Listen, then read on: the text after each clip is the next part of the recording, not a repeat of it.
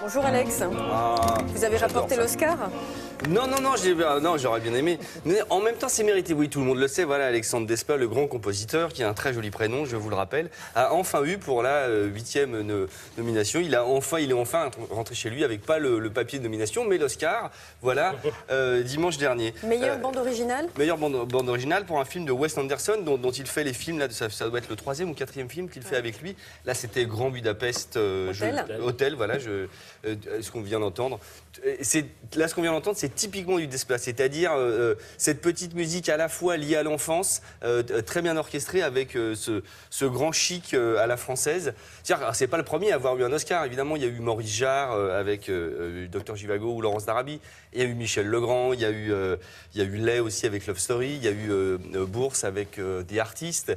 Voilà, il y en a eu pas mal, mais c'est vrai que lui, il a une carrière incroyable, Desplat. C'est-à-dire qu'à la fois, il fait les films de Jacques Audiard en France, par exemple, et en même temps, il fait le dernier Harry Potter, il fait Les 5 légendes, un dessin animé DreamWorks, il fait la musique de Godzilla, incroyable, une centaine de films, mais dans des genres complètement... Voilà, vous imaginez que le même gars qui fait De rouille et d'os, il fait aussi la musique de Godzilla, c'est quand même incroyable. Un grand écart. Et les deux fonctionnent très très bien, voilà. Ghostwriter, et ce qui est fou, c'est que quand il commence à travailler avec un réalisateur, ça fit, et enfin ça colle. Oui, je suis anglophone, je suis Jean-Claude Van Damme dans ma tête. Et généralement, le réalisateur continue à faire équipe avec lui.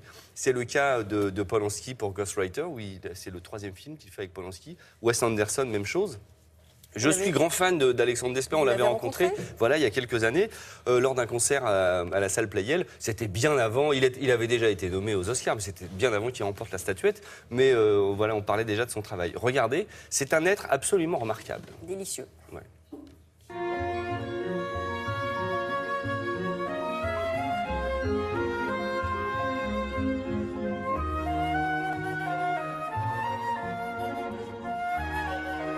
La musique et le cinéma, c'est vraiment les deux passions d'adolescent. Donc j'ai commencé la musique très jeune et j'ai trouvé avec le cinéma un mariage de... La narration au cinéma permet à la musique de venir développer des émotions, des sensations incroyables. Et les grands compositeurs que j'ai aimés, Jarre, Rota, Herrmann, Delerue, on trouvait qu'on pouvait écrire une musique qui accompagne, qui aide, qui augmente les émotions de l'image et en même temps une musique qui peut s'écouter, une musique qui a une qualité intrinsèque incroyable qui fait qu'elle tient debout quand on arrête l'image. Tu te rends compte de ce que tu dis?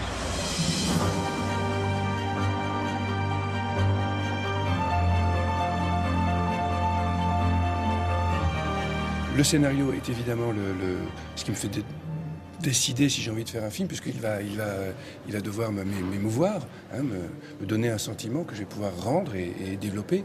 Mais c'est le film qui va tout décider. C'est le montage, c'est le jeu des acteurs, c'est la lumière, c'est ce que le cinéma propose. C'est ça qui m'excite.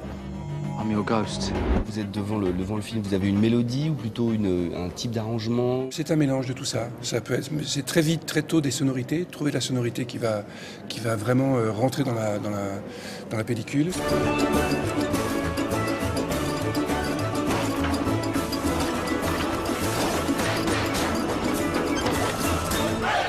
Ce sont des choses qui se construisent comme ça petit à petit, c'est un puzzle assez difforme que j'essaie peu à peu de rendre compact.